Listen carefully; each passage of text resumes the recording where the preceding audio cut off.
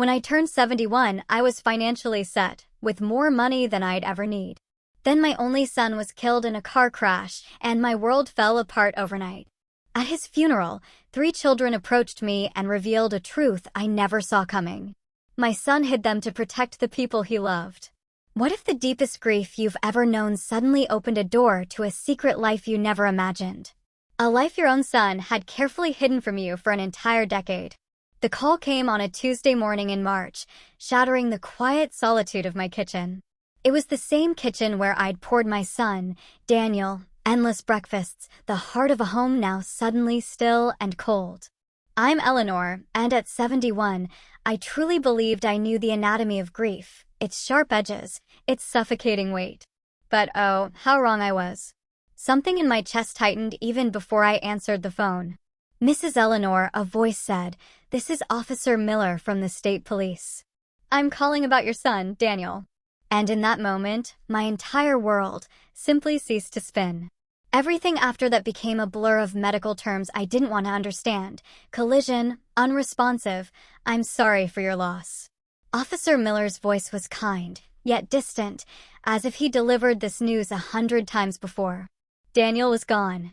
My only child, my brilliant son, who'd become a respected doctor, who called me every Sunday without fail, who still sent me flowers on Mother's Day with notes written in his careful, elegant hand. Gone at 43 in an instant because someone ran a red light. I hung up the phone and stared at my hands. They looked older suddenly, more fragile than I'd noticed before. The silence in my house felt different too. Not peaceful, but empty, hollow, in a way that made my chest ache with a grief I hadn't known was possible. People always said I was lucky to have so much money.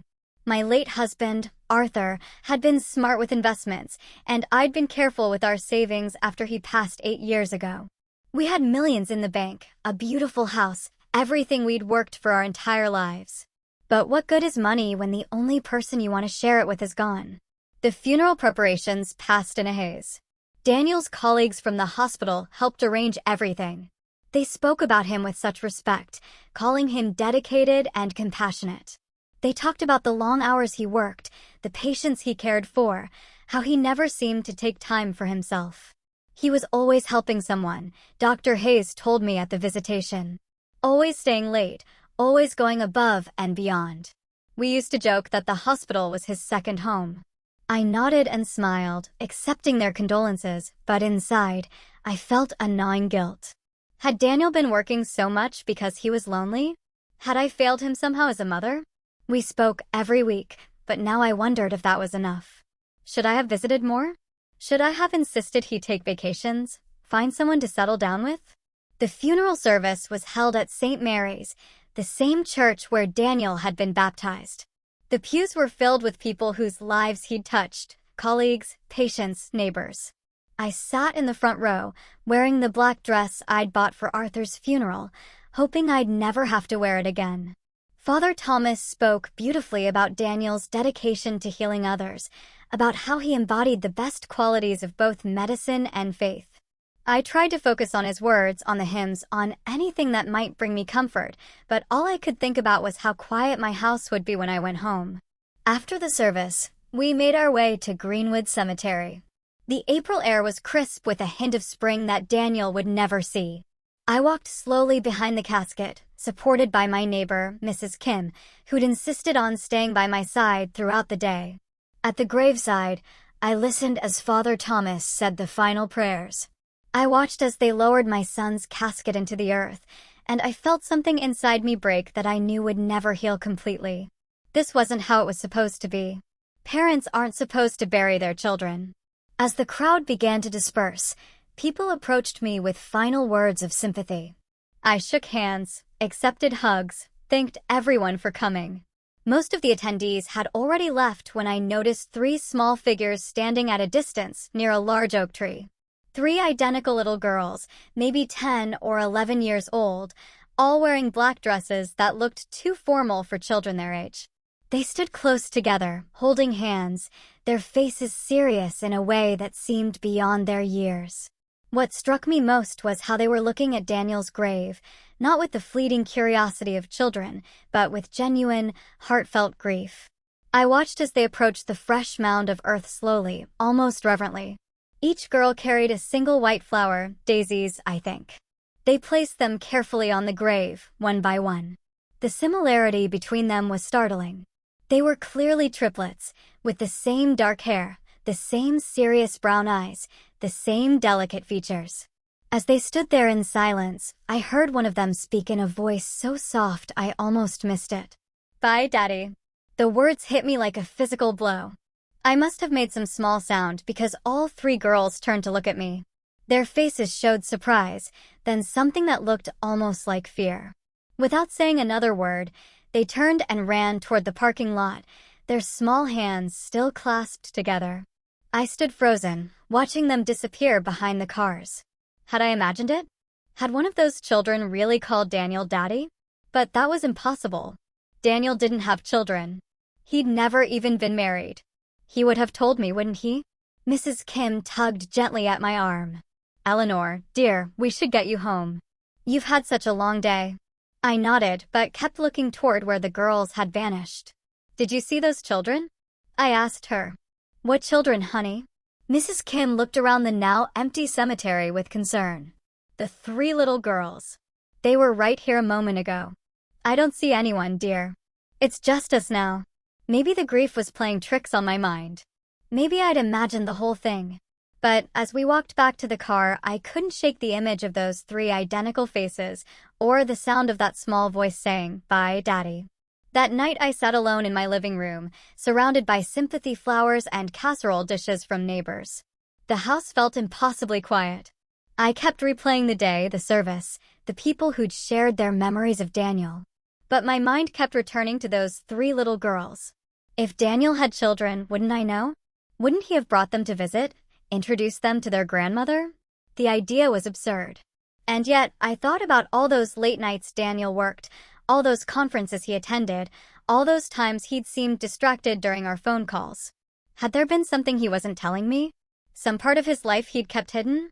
The rational part of my mind insisted I was looking for mysteries where none existed. Grief could make you see things, imagine connections that weren't there. Those children probably weren't even at the funeral for Daniel. Maybe they were visiting another grave nearby. But even as I tried to convince myself, I couldn't forget the way they'd looked at his grave, the careful way. They'd placed those flowers, and that voice so small and sad saying goodbye to someone they clearly loved. As I turned off the lights and headed upstairs to bed, I made a decision. Tomorrow, I would go back to the cemetery. I needed to understand what I'd seen, even if it meant discovering that my grief had made me imagine things that weren't real. Because if those children were somehow connected to Daniel, if my son had secrets I never knew about, then maybe, just maybe, I wasn't as alone in this world as I thought. I didn't sleep that night. Every time I closed my eyes, I saw those three little faces, heard that whispered, "Bye, Daddy." By dawn, I'd convinced myself I was losing my mind. Grief could do that to people, couldn't it? Make them see things, hear things that weren't really there. But I couldn't stay away from the cemetery. I started going every morning just after breakfast. At first, I told myself I was visiting Daniel, bringing fresh flowers, talking to him the way some people do at graves. But the truth was, I was looking for those children. For a week, I saw nothing but groundskeepers and the occasional elderly visitor. I began to think I really had imagined the whole thing. Maybe Mrs. Kim was right. Maybe the stress and sorrow had played tricks on my mind. Then, on the following Wednesday, I saw them again. It was around 10 o'clock in the morning, and I was kneeling beside Daniel's grave, arranging the yellow tulips I'd brought. Yellow had always been his favorite color. As I stood up, brushing dirt from my knees, I caught a glimpse of movement near the same oak tree where I'd first spotted them. Three small figures in school uniforms, navy blue skirts, white shirts, matching cardigans. They were walking slowly toward Daniel's grave, just like before, each carrying a single flower. This time, I could see them more clearly in the morning light. They were definitely identical triplets, around 10 years old, with dark brown hair pulled back in neat ponytails. Their faces were serious, almost solemn, as they approached the grave. They moved with a careful dignity that seemed unusual for children their age. I stayed very still, afraid that any movement might frighten them away again. I watched as they placed their flowers, red carnations this time, on the fresh earth. Each girl stood quietly for a moment, as if saying a private prayer. Then the girl in the middle spoke, her voice barely above a whisper. "We miss you, Daddy. Aunt Brenda says you're in heaven now." My heart stopped. There it was again. Daddy. This wasn't my imagination. I must have shifted or made some small sound because all three girls suddenly looked up and saw me. Their eyes widened with surprise, and for a moment we all froze, staring at each other across the grave of my son. The girl who had spoken took a small step forward. She had the most serious expression of the three, and something in her posture suggested she was the leader. "Are you Daddy's mommy?" she asked hesitantly. I couldn't speak. I just nodded, my throat too tight for words. The three girls exchanged glances, some silent communication passing between them. Then the same girl spoke again. "I'm Grace," she said, her voice polite but cautious. "These are my sisters, Lily and Rose. We were Daddy's daughters." Lily and Rose. The names hit me like a revelation. I looked more closely at each girl, trying to see Daniel in their faces. Now that I was looking for it, I could see the resemblance, the shape of their eyes, the way they tilted their heads when they were thinking, just like Daniel used to do. "How old are you?" I managed to ask. 10, Grace answered for all three. "We'll be 11 in September." 10 years old. Daniel would have been 33 when they were born. I tried to think back to that time, to remember if there had been any signs, any changes in his behavior. But everything seemed so normal in my memory. Where do you live?" I asked gently. The girls exchanged another look. This one more worried. "With Aunt Brenda," Grace said finally. "She takes care of us now."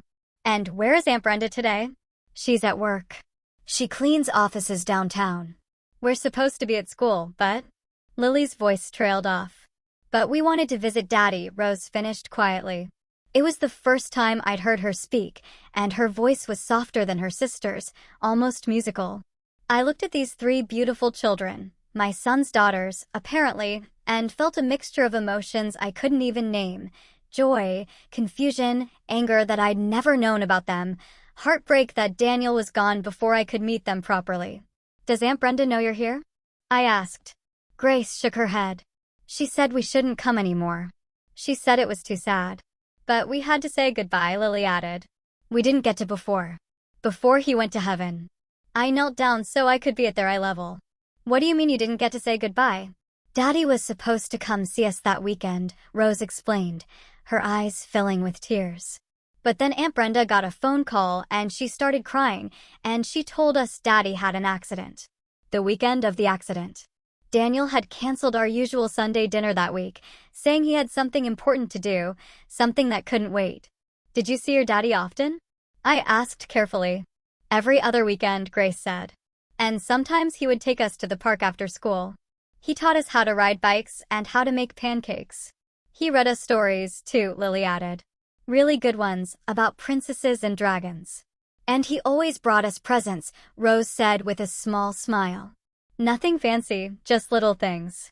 Coloring books and hair ribbons, and once, a puzzle with 100 pieces." I felt tears starting to form.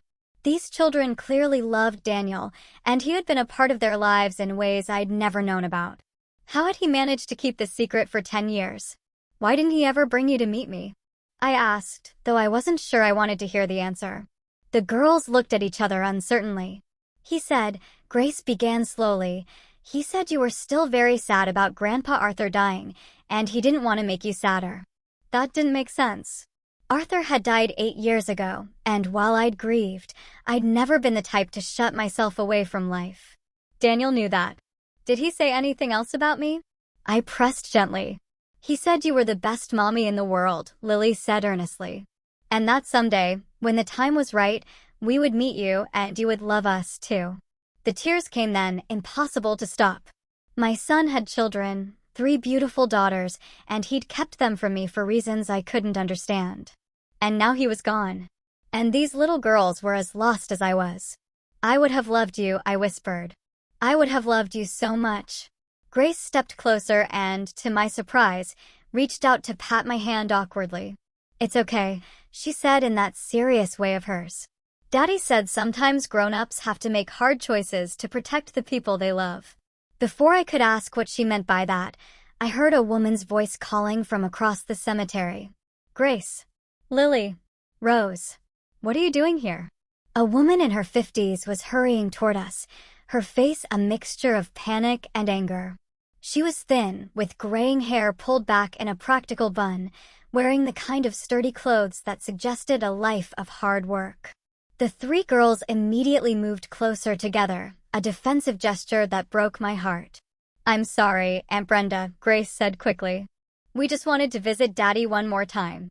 The woman, Aunt Brenda, apparently, reached us and immediately began checking the girls over as if she expected to find them injured. "You can't just leave school like that," she scolded. "What if something had happened to you? What if you'd gotten lost?" Then she seemed to notice me for the first time. Her expression became weary, almost fearful. "Who are you?" she asked bluntly. I stood up slowly, wiping my eyes. "I'm Eleanor Patterson, Daniel's mother." The color drained from Brenda's face. She looked from me to the girls and back again, and I could see her mind working, trying to figure out how much I knew. "Come on, girls," she said quickly, reaching for Grace's hand. "We need to get you back to school." "Wait," I said, stepping forward. "Please, I just found out about them. I need to understand." "No," Brenda said firmly, pulling the girls closer to her. "I'm sorry for your loss, Mrs. Patterson." "I truly am. Daniel was a good man. But these children have been through enough." "I'm their grandmother," I said, my voice stronger than I felt. "Surely I have a right." "You have no rights here," Brenda interrupted, her voice sharp with protectiveness. "Daniel made his choices for good reasons. Don't make this harder than it already is." She began walking away quickly, the three girls following reluctantly. But Grace turned back to look at me, her young face full of confusion and sadness. "Will we see you again?" she called out. Before I could answer, Brenda had hurried them into an old blue sedan and driven away, leaving me standing alone beside my son's grave with more questions than ever. That night, I sat in my kitchen with a cup of tea I couldn't drink, trying to make sense of what I'd learned. Daniel had 3 daughters, 3 10-year-old girls who called him Daddy and visited his grave with flowers. They lived with someone named Aunt Brenda, who seemed terrified of me finding out about them, and Daniel had told them I was still grieving Arthur, that he was protecting me from something that would make me sadder. None of it made sense. What could be sad about having grandchildren? What could be so terrible that Daniel felt he had to keep his own daughters secret from me for their entire lives? I thought about Grace's words. Daddy said sometimes grown-ups have to make hard choices to protect the people they love. What had Daniel been protecting me from? And more importantly, what was I going to do now that I knew these children existed? One thing was certain. I couldn't just pretend I'd never seen them. They were Daniel's daughters, which made them my granddaughters. They were the only family I had left in the world.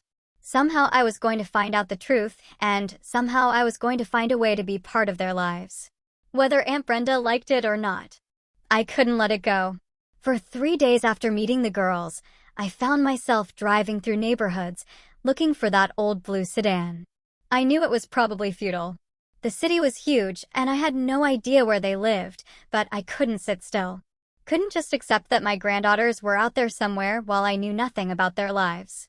On Saturday morning, I decided to try a different approach. I drove to Daniel's apartment building, thinking maybe someone there might know something about the girls. The building manager, Mr. Gonzalez, had been helpful with clearing out Daniel's belongings after the funeral. "Mrs. Eleanor," he said when he saw me in the lobby, "how are you holding up?"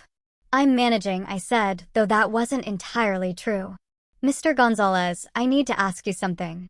Did Daniel ever have visitors? Children, perhaps?" His expression became cautious. "Well, I wouldn't normally discuss tenants' private affairs." "Please," I said, "it's important. I think they might be family." He glanced around the empty lobby, then lowered his voice. "There were 3 little girls who came by sometimes. Always very polite, very quiet. They usually came with an older woman, not young, maybe 50s. My heart raced. "How often did they visit?" Every couple of weeks, I'd say. Dr. Daniel would pick them up sometimes, or they'd come here. Never caused any trouble. Sweet kids. Do you know anything about the woman with them? Mr. Gonzalez shook his head. She kept to herself, but she always looked tired, if you know what I mean. Like she was carrying a heavy load. That description matched the woman who'd called herself Aunt Brenda. I thanked Mr. Gonzalez and left, feeling like I was slowly collecting pieces of a puzzle I didn't yet understand.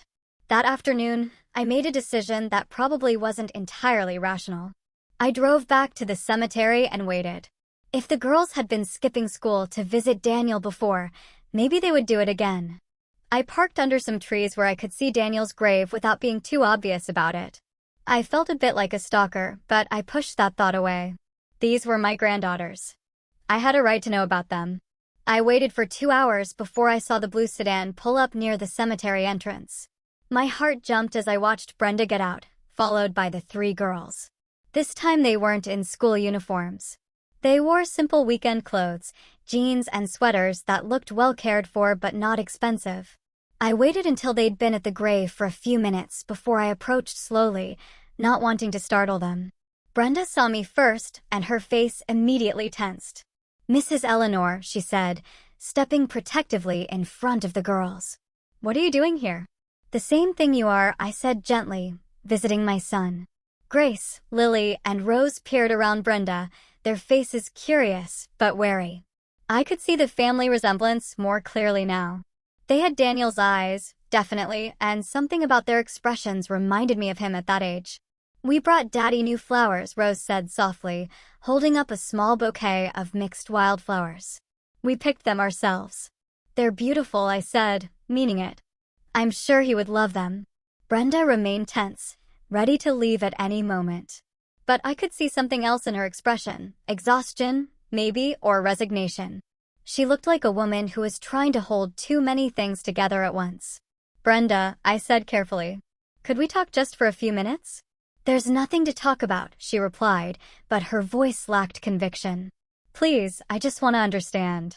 These are Daniel's daughters, which makes them my granddaughters. I'm not trying to cause trouble. I just want to know about them." The girls were listening to every word, their young faces serious. Grace stepped forward slightly.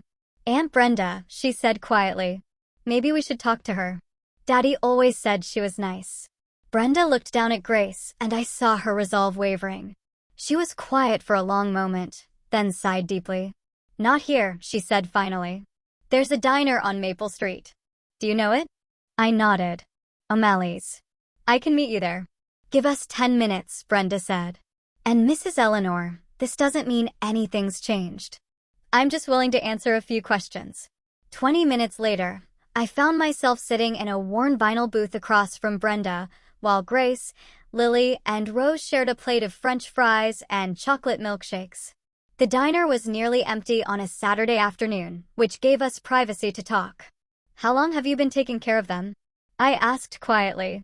Brenda stirred her coffee absently. "Since their mother died. Almost 4 years now." For years, I was shocked. "Their mother died when they were only 6? Brenda nodded. "Claire was my sister. She had some problems. Health problems mainly. Daniel helped her as much as he could, but when she passed, there was nobody else." I looked at the 3 girls who were giggling quietly over something Rose had whispered. They seemed happy enough, but I could see a kind of carefulness in the way they acted, as if they were used to not drawing too much attention to themselves. "What kind of health problems?" I asked. Brenda's expression became guarded again. "That's not really."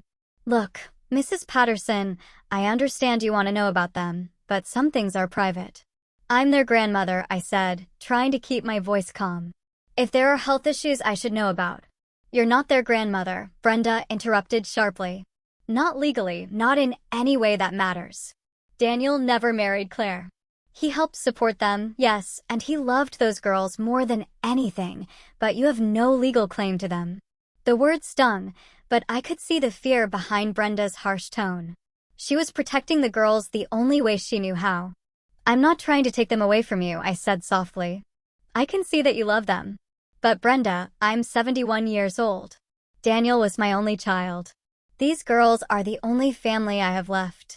Brenda looked at me for a long moment, and I saw something shift in her expression. Maybe she recognized the loneliness in my voice. Or maybe she was just tired of carrying all the responsibility alone. Claire had a genetic condition, she said finally, her voice barely above a whisper. Something that affects the muscles, makes them weak over time. It's rare, and it's hereditary. My stomach dropped. I looked at the three girls, studying their faces, their movements. They seemed healthy enough, but I realized I didn't know what to look for. Do the girls have it too? I asked. Brenda's eyes filled with tears. Two of them do. Lily and Rose. Grace seems to be clear, but we won't know for sure until they're older. I felt like the air had been sucked out of the room.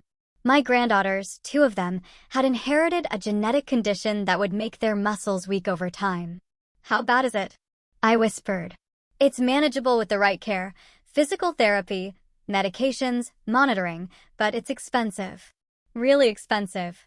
Daniel was helping with the medical costs. But now, she didn't need to finish. Now Daniel was gone, and she was trying to manage everything on her own. I looked at Lily and Rose again, seeing them with new eyes. They did seem a bit more careful in their movements than Grace. And now that I was looking for it, I could see that they tired more easily. Rose was leaning against the booth as if sitting upright was taking effort. Is that why Daniel kept them secret from me? I asked. Because of their condition? Brenda nodded slowly. He said you'd already been through enough sadness in your life. He didn't want you to have to worry about sick grandchildren on top of everything else. He thought it would be too much for you. I felt a flash of anger at my son, even in death. Too much for me? Did he really think I was so fragile that I couldn't handle loving children who needed extra care? But then I looked at Brenda's exhausted face, at the careful way the girls moved, at the weight of responsibility that was clearly crushing this woman who was trying so hard to do right by them. And I began to understand. Daniel hadn't been protecting me from sadness. He'd been protecting me from heartbreak and maybe protecting the girls from having to deal with another adult who might not be able to handle their condition. What kind of care do they need? I asked. Brenda looked surprised by the question.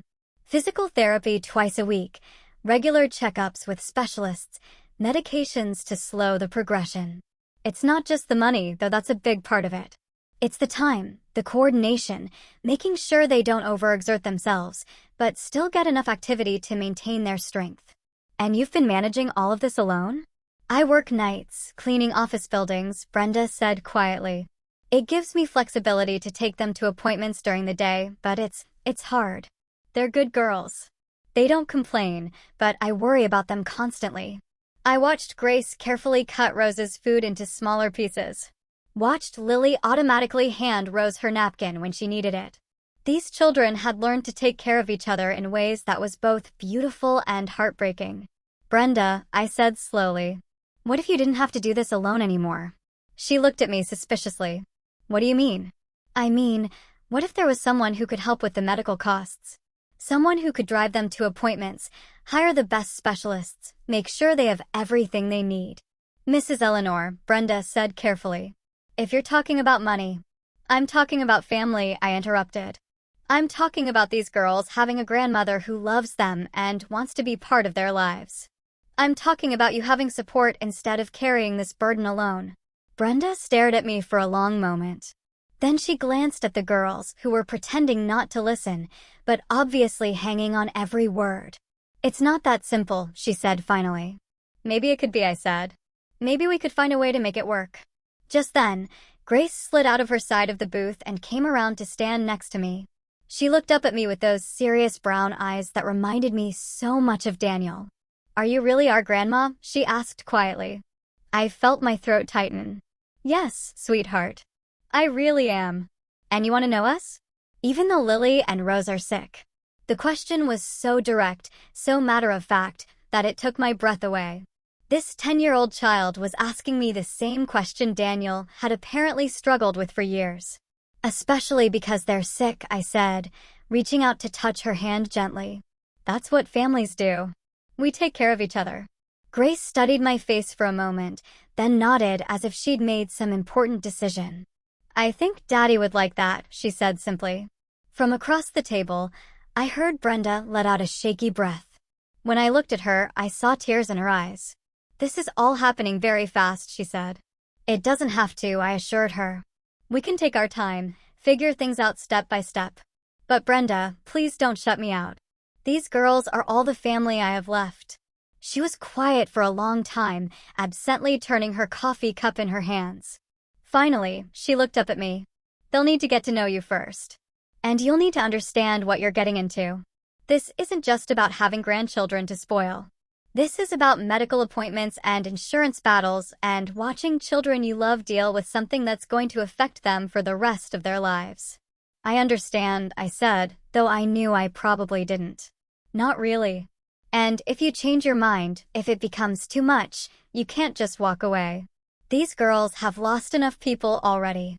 I looked at Grace, who was still standing beside me, and at Lily and Rose, who were watching our conversation with the kind of serious attention that suggested they'd learned to pay close attention to adult conversations about their future. I won't walk away, I said firmly. These are my granddaughters, Daniel's daughters. Nothing about their condition changes that. Brenda nodded slowly, as if she was making a decision that scared her. Okay, she said finally. We can try, but we do this my way at my pace and the girls' needs come first. Always, always, I agreed. For the first time since Daniel's death, I felt something that might have been hope stirring in my chest. I had granddaughters. 3 beautiful, brave little girls who needed love and care and someone to fight for them. And maybe, just maybe, they needed me as much as I needed them. The first visit was scheduled for the following Saturday. Brenda insisted it be at their house, on their territory, which I understood completely. I was nervous as I drove through the modest neighborhood, checking house numbers until I found theirs, a small, well-maintained bungalow with a tiny front garden full of spring flowers.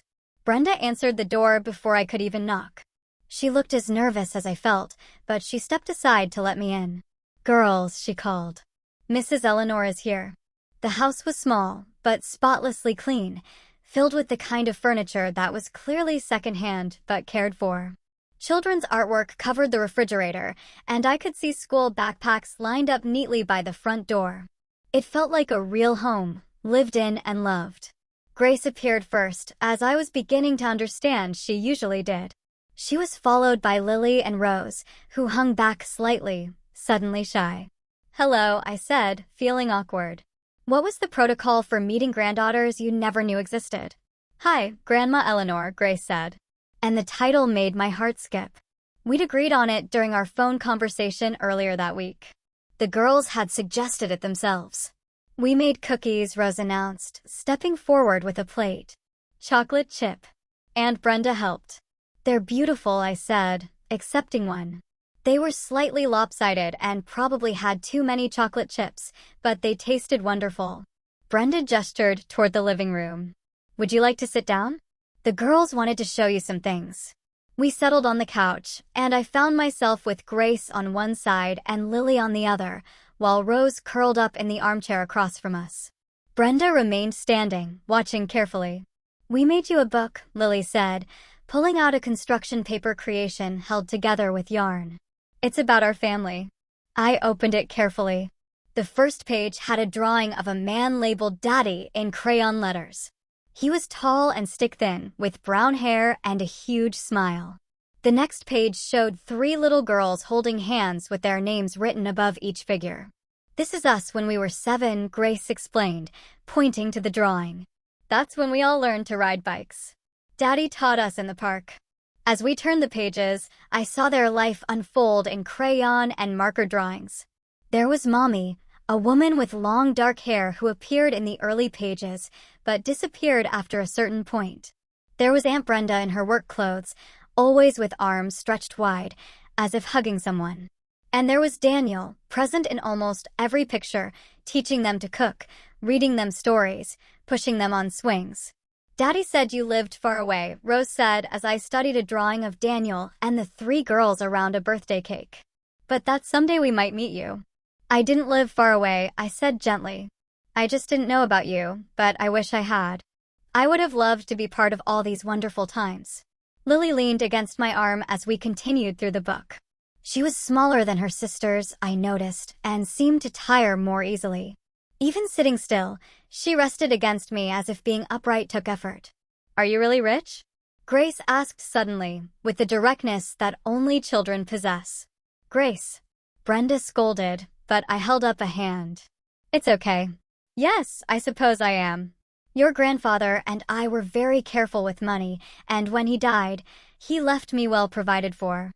"Daddy said rich people sometimes don't like poor people," Rose said matter-of-factly.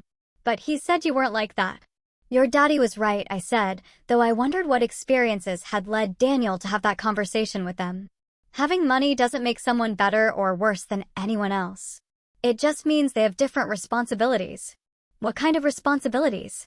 Lily asked sleepily. I thought about how to explain it to a 10-year-old. "Well, if you have more than you need, I think you should help people who don't have enough. Like how you three take care of each other." Grace nodded seriously. "That makes sense." We spent the next hour looking through photo albums that Brenda brought out. There were pictures of the girls at various ages, always together, often with Daniel. I saw him teaching them to garden, taking them to zoos and museums, helping with homework at the kitchen table. What struck me most was how happy he looked in these pictures. There was a lightness in his face that I realized had been missing during our visits in recent years. Not that he'd seemed unhappy when he was with me, but there was something different in these photos. A complete, unguarded joy. "He loved you all very much," I said, studying a picture of Daniel with all three girls piled on top of him, everyone laughing. "He said he loved us as much as all the stars in the sky," Rose said. "And that even when we couldn't see him, he was always thinking about us." I felt tears threatening and blinked them back. This wasn't the time for my sadness. As the afternoon wore on, I noticed things that confirmed what Brenda had told me about Lily and Rose's condition. They tired more easily than Grace, and their movements were slightly less coordinated. When they played a game that involved jumping, Lily had to stop and rest after just a few minutes. Rose's hands shook slightly when she was concentrating on coloring. But what impressed me most was how naturally Grace took care of her sisters. She made sure Lily had a pillow behind her back. She helped Rose with the crayon that was giving her trouble, and she did it all without making a big deal of it. These children had learned to be a team in a way that was both beautiful and heartbreaking. Around 4 o'clock, Rose's energy seemed to flag completely. She curled up in my lap without asking, as if it was the most natural thing in the world. "Someone's getting tired," Brenda observed. "I'm not tired," Rose protested, but her eyes were drooping. "It's okay to be tired, sweetheart," I said, stroking her hair. It was fine and soft, just like Daniel's had been when he was small. "Will you tell us a story?" Lily asked, snuggling closer on the couch. I looked at Brenda, who nodded. "What kind of story would you like?" "Tell us about when Daddy was little," Grace requested. And so I found myself sharing memories of Daniel's childhood. I told them about how he used to collect bugs in jars, much to my horror, how he once tried to give our cat a bath and ended up soaked himself, how he learned to cook by standing on a chair next to me in the kitchen, insisting he was big enough to help. The girls listened with rapt attention, especially when I told them about Daniel's determination to become a doctor after our neighbor, an elderly man named Mr. Peterson, had a heart attack. "Daddy said he wanted to help people feel better," Lily said drowsily. "He did help people," I assured her. "He was a wonderful doctor, and he was a wonderful father to you three." By the time I finished my stories, Rose had fallen asleep in my lap. Brenda approached quietly. "I should put her down for a nap," she whispered. "Can I carry her?" I asked softly. Brenda hesitated, then nodded. I lifted Rose carefully, surprised by how light she felt. She stirred slightly, but didn't wake as I followed Brenda down the hallway to a small bedroom. The room had 2 sets of bunk beds and was decorated with drawings and crafts the girls had made. Everything was neat and organized, but clearly well used. I laid Rose gently on one of the lower bunks, and Brenda covered her with a soft blue blanket. "She naps most afternoons," Brenda whispered as we left the room. "The condition makes her tire easily." When we returned to the living room, Grace and Lily were looking through more photo albums. "Can we show her the videos?" Grace asked Brenda. "Videos?" I asked. Brenda looked uncertain. Daniel used to record videos for them. Messages for when he couldn't visit. I'm not sure. Please, Lily said. I want Grandma Eleanor to see them. Brenda sighed and retrieved a tablet from a drawer. She scrolled through files before selecting one. Daniel's face appeared on the screen, and my breath caught. He was sitting in what looked like his apartment, smiling at the camera. Hi, my beautiful girls, his recorded voice said. I'm sorry I can't be with you today, but I wanted to tell you a story. For the next 10 minutes, I watched my son tell an elaborate fairy tale about 3 princess sisters who had to work together to save their kingdom. He used different voices for the characters and made silly faces that had Grace and Lily giggling, even though they'd clearly seen this video many times before. At the end of the story, Daniel's expression became more serious. Remember, he said, looking directly into the camera. You 3 are the most important things in my whole world. I love you more than all the stars in the sky, and nothing will ever change that. Be good for Aunt Brenda. Take care of each other. And remember that Daddy is always thinking about you. The video ended, and we sat in silence for a moment. I was crying and I didn't care who saw. He made lots of videos, Lily said quietly. For when we missed him too much. He was a good daddy, Grace added, leaning against my shoulder. Yes, I managed to say. He was. Brenda sat down across from us. And for the first time since I'd met her, she looked less guarded. This is hard for me, she admitted. I've been their whole world for 4 years. The idea of sharing them, it scares me. I don't want to take them away from you, I said. Honestly, I can see how much you love them and how much they love you. But Brenda, wouldn't it be easier if you had help? She was quiet for a long moment. Their next round of medical appointments is coming up. Lily needs to see the neurologist, and Rose's physical therapy evaluation is due. The insurance company is fighting some of the coverage. What if I handled that? I offered. What if we got them the best doctors, the best care, without worrying about insurance companies or costs? I can't let you just pay for everything, Brenda said. That's not fair to you. It's not about fair, I said. It's about family. These girls are Daniel's daughters. They're my granddaughters. Taking care of them is something I want to do. Grace had been listening to our conversation with the serious attention she seemed to give everything. Aunt Brenda, she said quietly. Maybe it would be good to have help. You've been really tired lately. Brenda looked at Grace with surprise, and I realized these children were much more aware of the adult struggles than we probably wanted them to be. We don't want you to be sad and tired all the time, Lily added. Maybe Grandma Eleanor could help make things easier. Looking at these 2 little girls trying to take care of the woman who'd been taking care of them, I felt something shift in my chest. This wasn't just about me gaining granddaughters or even about honoring Daniel's memory. This was about a family that needed help, and I had the resources to provide it. Dr. Lee, I said, what's the timeline for making this decision? The next enrollment period begins in 8 weeks. I'd need to submit the application within the next 2 weeks to be considered. I looked at Brenda, who was still surrounded by 3 worried little girls. What do you need to make this decision?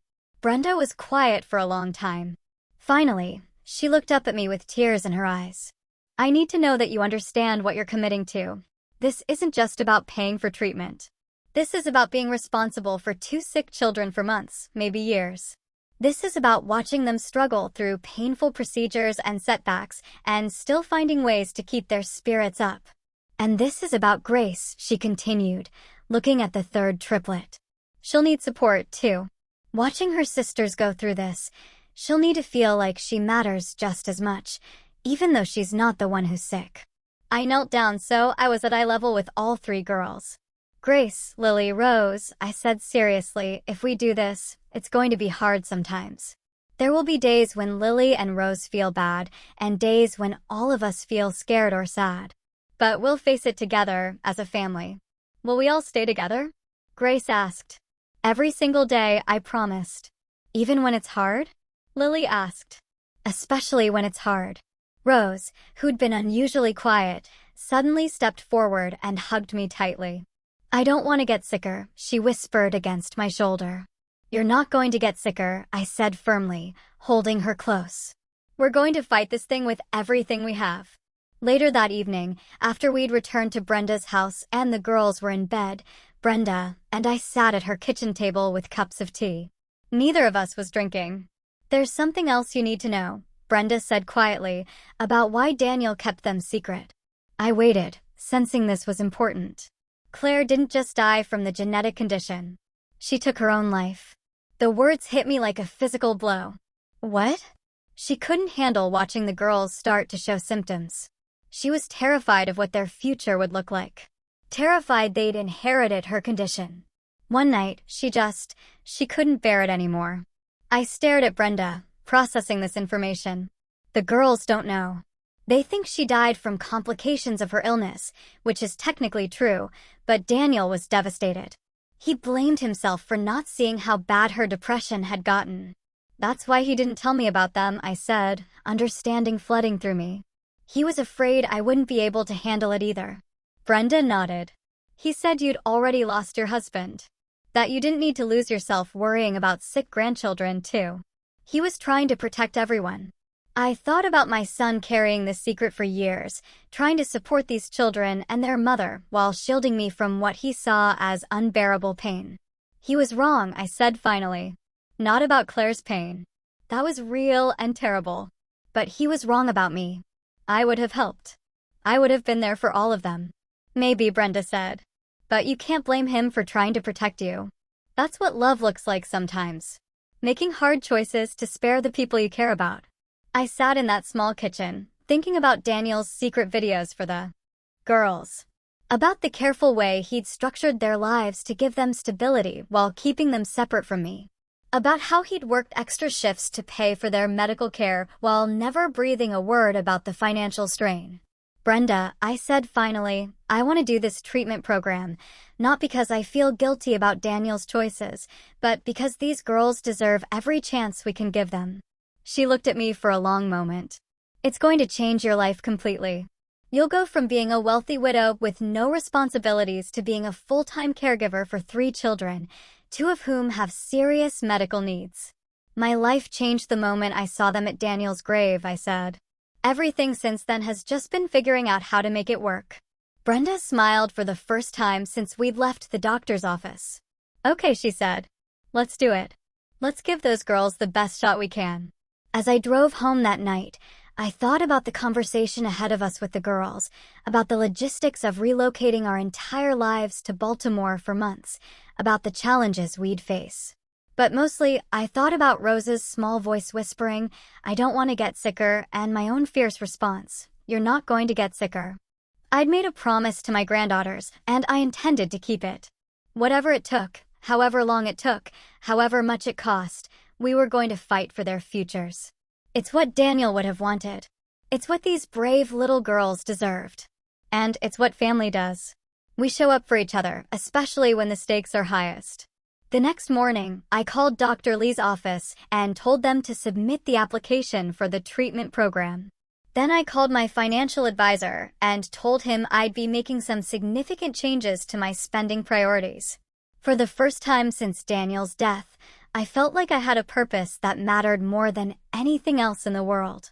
18 months later, I stood in the kitchen of our house in Baltimore, watching Grace help Rose with her physical therapy exercises, while Lily practiced piano in the living room.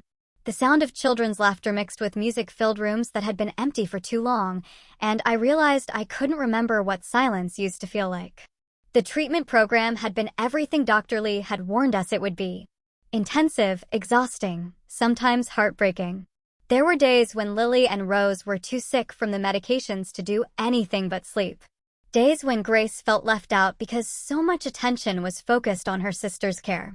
Days when Brenda and I were so tired we could barely think straight. But there were other days too. Days when Lily's muscle strength tests showed improvement. Days when Rose could walk farther than she had the week before. Days when all 3 girls laughed so hard at something ridiculous that we forgot to worry about test results and treatment schedules.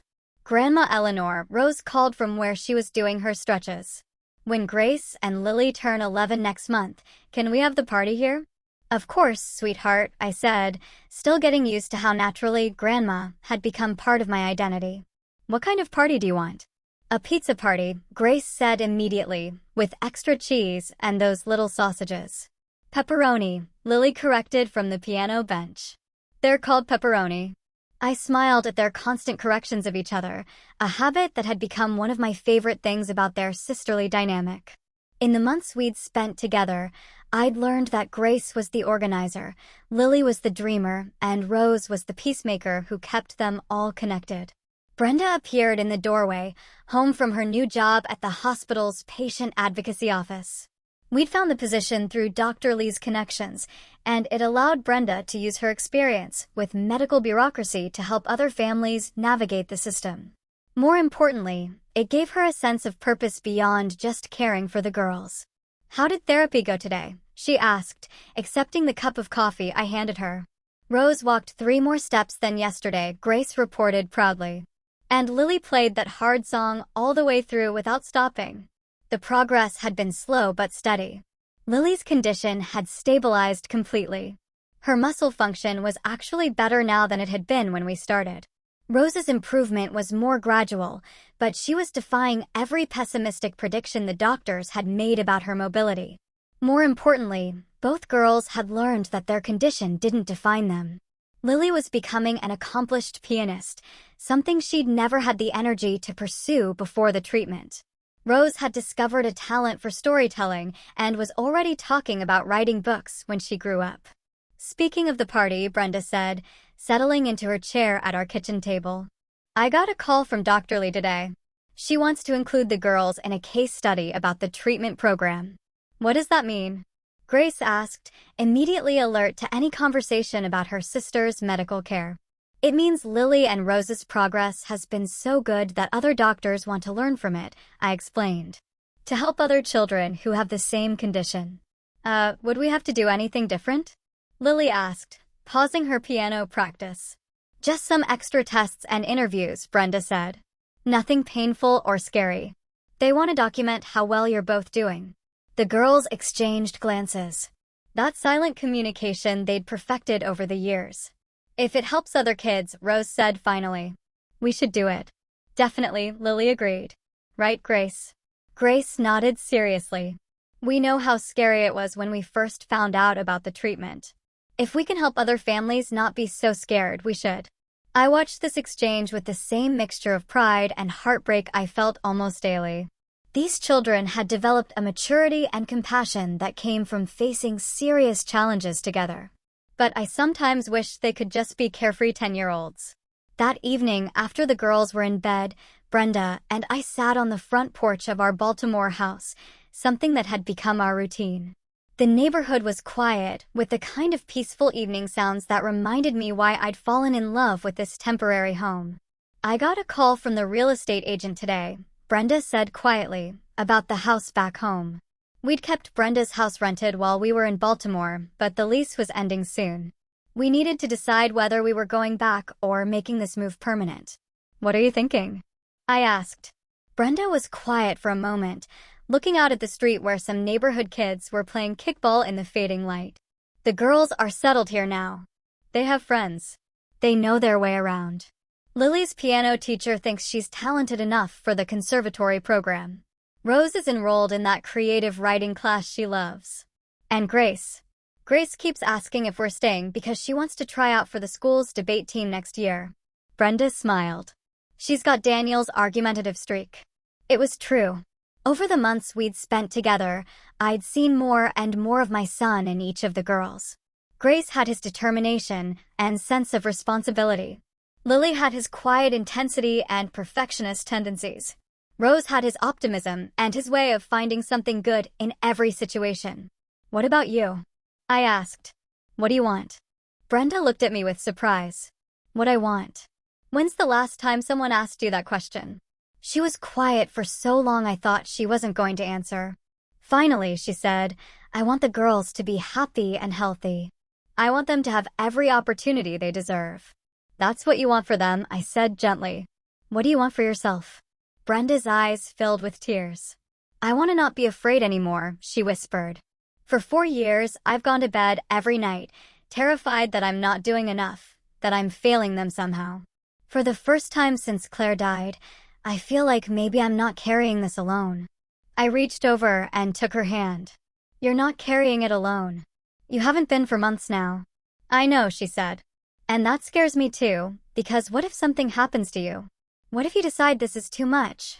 Those girls have already lost too many people. It was a conversation we danced around for months, but never addressed directly. Brenda's fear of abandonment was as real as the girls' medical needs. Brenda, I said firmly, I'm not going anywhere. These children are my family now. You're my family now. Whatever happens, we face it together. She squeezed my hand tightly. So, we're staying in Baltimore?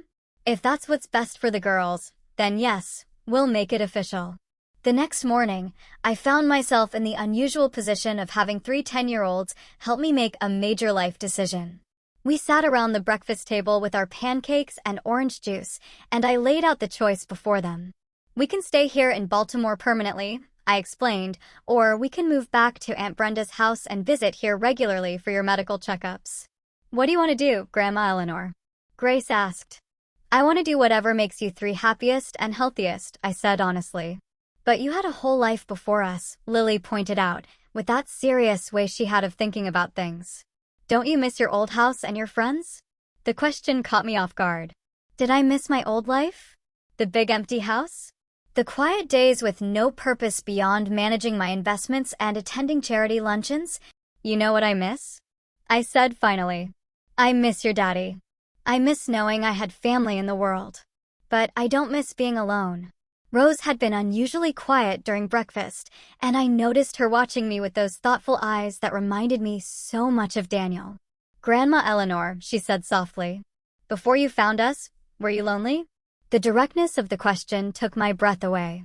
Yes, sweetheart. I was very lonely. And now? I looked around the table at these 3 remarkable children who had transformed my life in every possible way. Now I wake up every morning excited to see what you 3 are going to do next.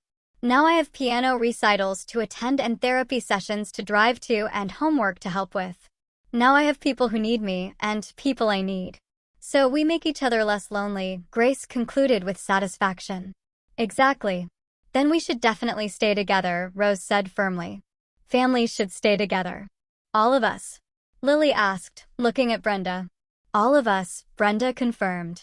If Grandma Eleanor is sure she wants 3 noisy girls permanently taking over her life.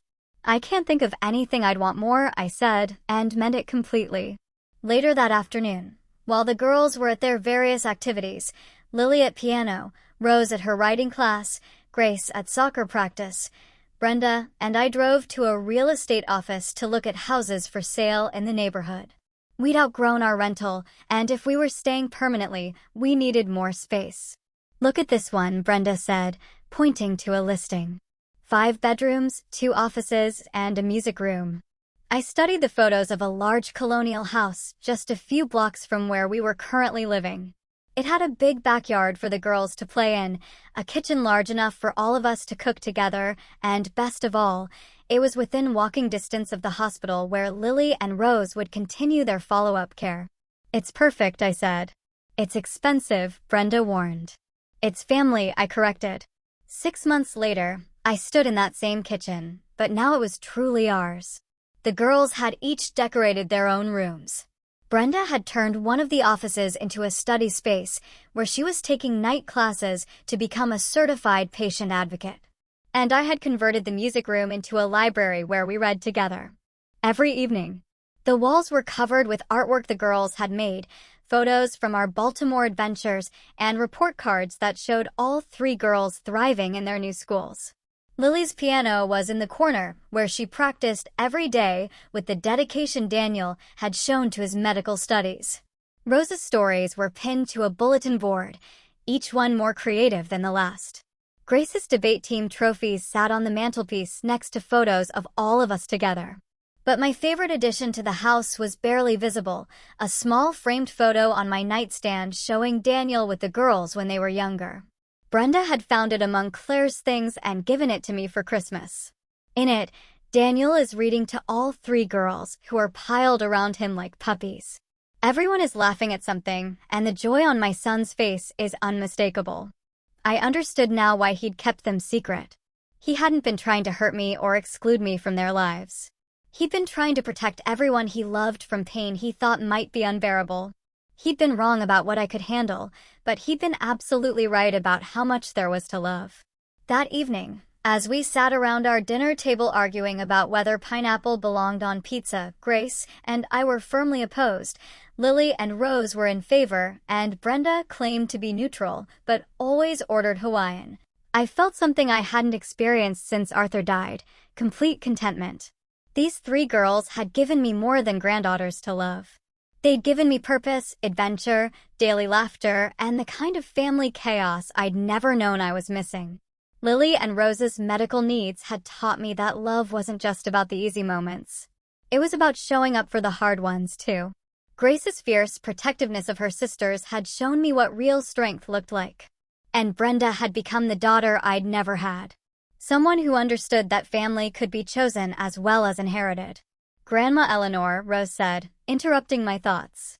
"You're smiling funny." "What kind of funny?" I asked. "Happy funny," Lily observed. "Like when we surprised you with breakfast in bed on your birthday."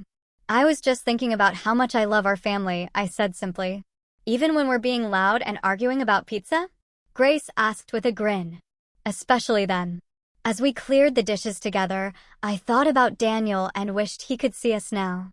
His daughters were thriving, growing into remarkable young women who faced challenges with courage and treated each other with unwavering loyalty. They were getting the medical care they needed and the education they deserved. Most importantly, they were surrounded by people who loved them unconditionally. Maybe he had been trying to protect me from sadness. But what he couldn't have known was that loving these children, even with all the scary medical appointments and uncertain futures, had brought me more joy than I'd thought possible. I'd entered their lives as a grieving mother with nothing but money and loneliness. They'd transformed me into a grandmother with purpose, a family member with responsibilities that mattered, a woman with a future worth looking forward to. 3 little girls had whispered, "Bye, Daddy," at a graveside, and somehow that had led to all of us saying hello to a new kind of life together. It wasn't the life I'd planned, but it was infinitely better than the one I'd been living. And every single day, I was grateful that love had found us when we needed it most. I'm still processing this incredible journey. What about you? Have you ever had a secret from a loved one redefine everything you thought you knew about them? Share your thoughts below. I'm genuinely curious to hear your stories.